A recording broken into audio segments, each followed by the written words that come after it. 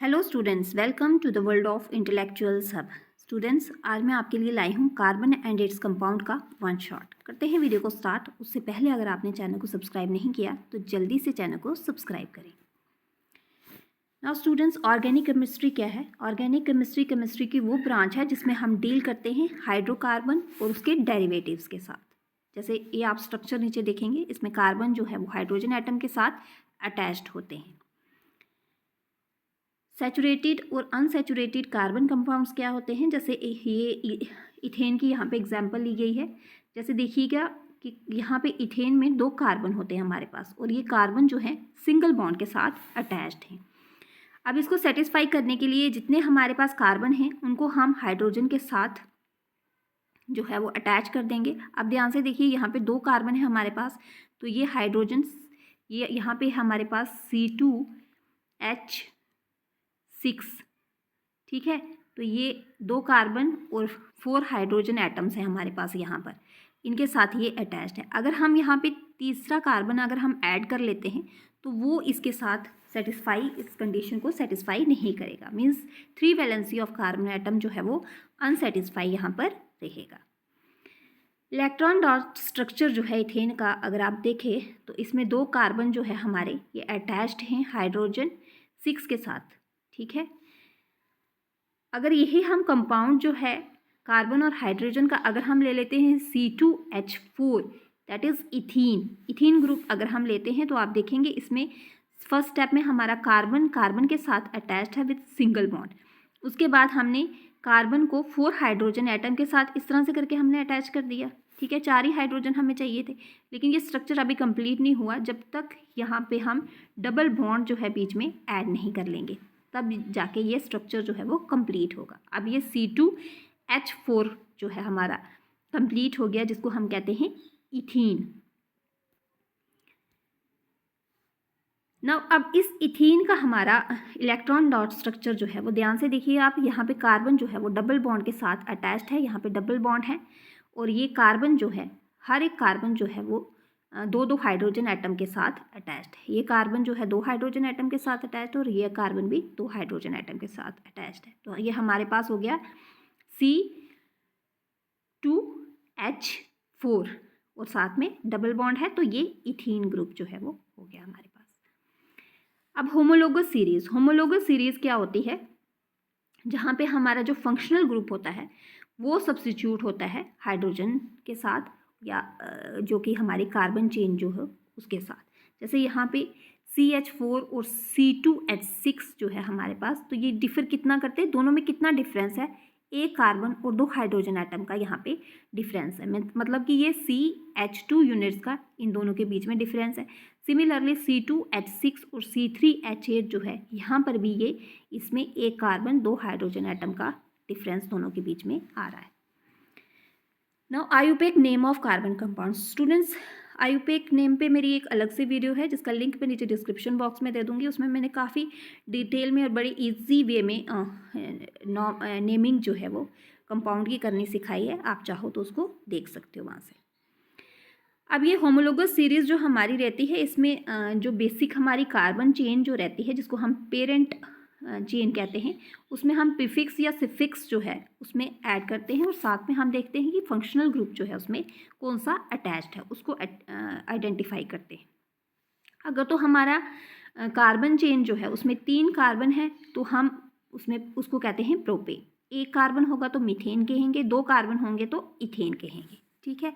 और साथ में हम देखते हैं कि फंक्शनल ग्रुप जो हमारा अटैच्ड है उसको हम एज अ प्रीफिक्स या सफिक्स जो है वो उसमें यूज़ करेंगे, और जो फंक्शनल ग्रुप को हम यूज़ करेंगे वो एज अ वॉवेल के साथ बिगिन होगा, जैसे AEIOU जो है वो उसमें यूज़ होंगे। जैसे फॉर एग्जांपल आपको यहाँ मैं बताती हूँ, यहाँ पे हमने कीटोन ग्रुप लिया है, तो कीटोन का हमने सफिक्स लिया है ओन, ठीक है।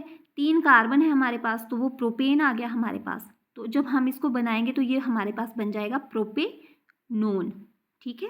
ओन ये कीटोन का ग्रुप आ गया, और साथ में 3 कार्बन थे तो प्रोपेनोन। अगर हमारे पास कार्बन चेन जो है वो अनसैचुरेटेड है तो हम वहाँ पे एन ग्रुप जो होता है हमारा, एन, ईन और आइन जो है वो देखते हैं कि वो क्या है।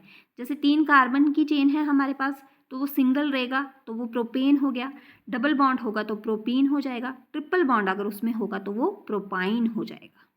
ठीक है, इन चीज़ों का आपने थोड़ा ध्यान से देख के इसको नेमिंग इनकी करनी है। अब जैसे फॉर एग्जांपल यहाँ पे देखिए कंपाउंड है हमारे पास हेलोएल्केन। अगर हमारे पास हेलोएल्केन होगा तो हम इसको प्रीफिक्स में यूज़ करेंगे, जो भी हमारा एल्केन ग्रुप जो है वो यूज़ हुआ होगा। जैसे यहाँ पे मैंने क्लोरो और ब्रोमो लिया हुआ है, तो यहाँ पे क्लोरो जो है एज अ प्रीफिक्स होता है आगे लगते हैं और सफिक्स में वो पीछे लगेंगे।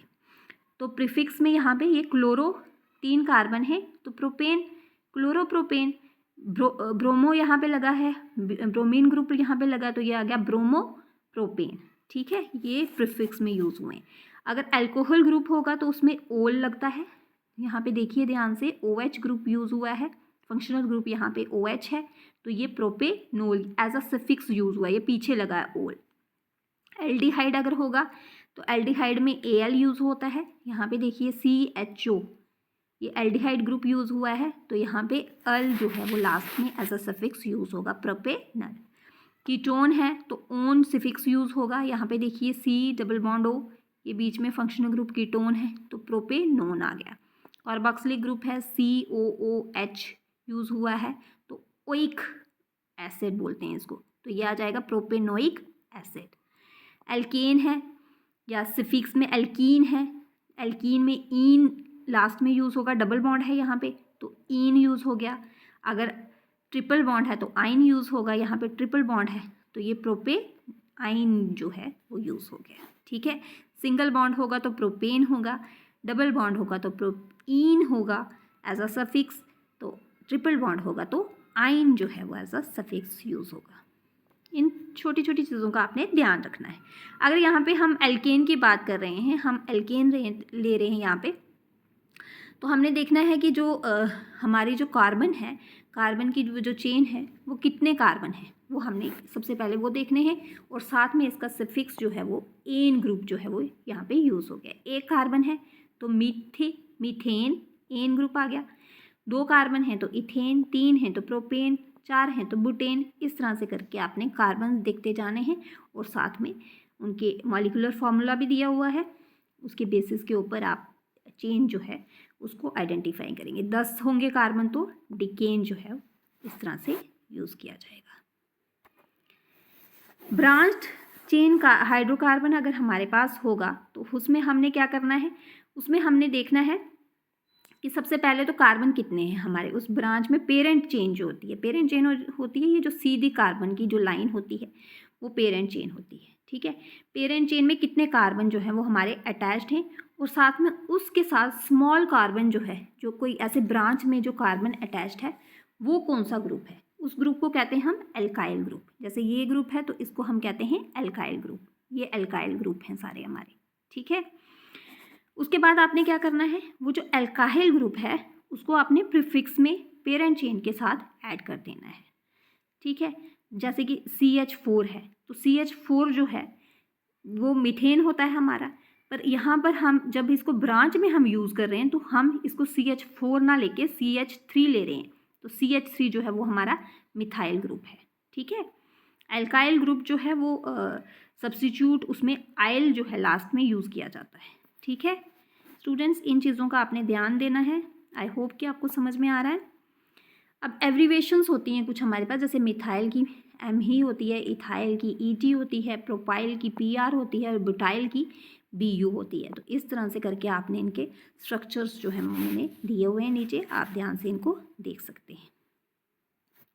आइसोप्रोपाइल बोलते हैं इसको, सेकेंडरी बुटाइल, आइसोबुटाइल क्या है, टर्शरी बुटाइल क्या है। 3 कार्बन जो है इसमें मिथाइल 3 ग्रुप जो है वो अटैच हुए हैं। कार्बन कितने हैं हमारे पास, 4 हैं, तो ये टर्शरी बुटाइल ग्रुप हो गया है। ठीक है, इस तरह से करके स्ट्रक्चर्स जो हैं आप बना सकते हैं, ड्रॉ कर सकते हैं। अब ब्रांच चेन एल्कीन जो है उसके लिए हमारे पास रूल है। सबसे पहले तो हमने लॉन्गेस्ट चेन उसकी आइडेंटिफाई करनी है, फिर उस लॉन्गेस्ट चेन में हमने क्या करना है, जैसे यहाँ पे 9 कार्बन दिए हुए हैं, 9 कार्बन है तो नोनेन हो गया हमारे पास, पेरेंट चेन नोनेन है।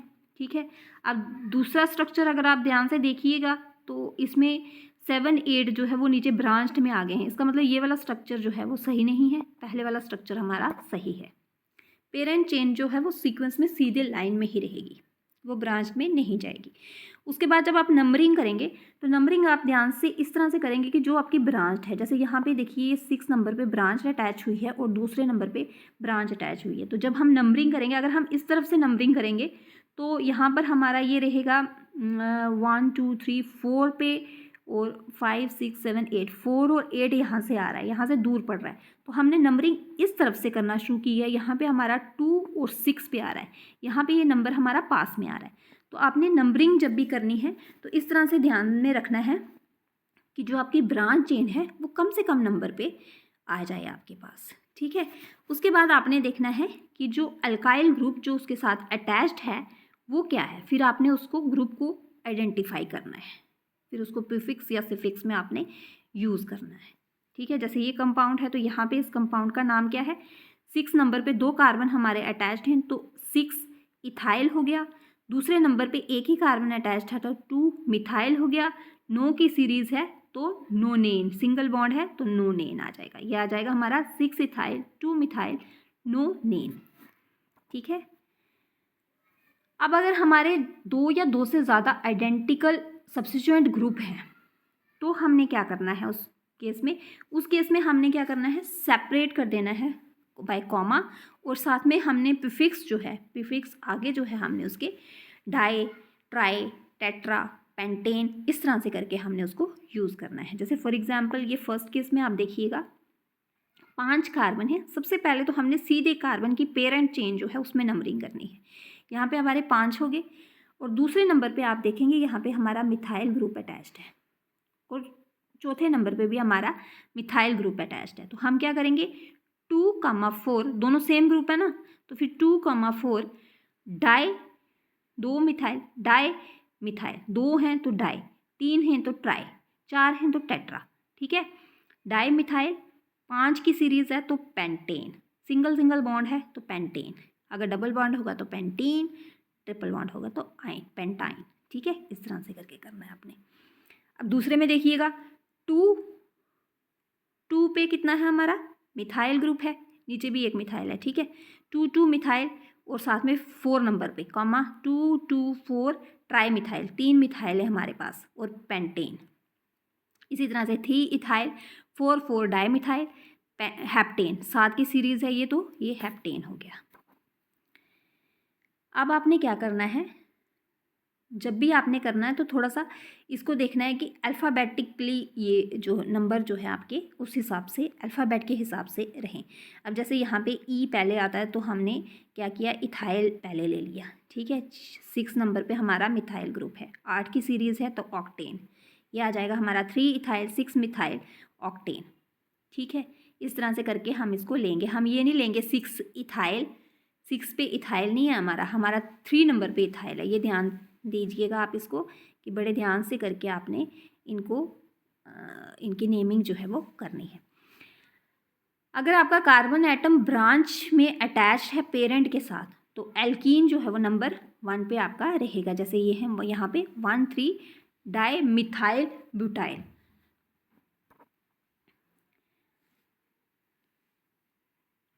अब आपने क्या करना है, ब्रांच चेन एल्काइल ग्रुप जो है वो प्रेजेंट होता है पेरेंथिस में, तो प्लेस्ड किया जाता है पेरेंथिस में, और उसके कंपाउंड का नाम जो है वो आपने देना है।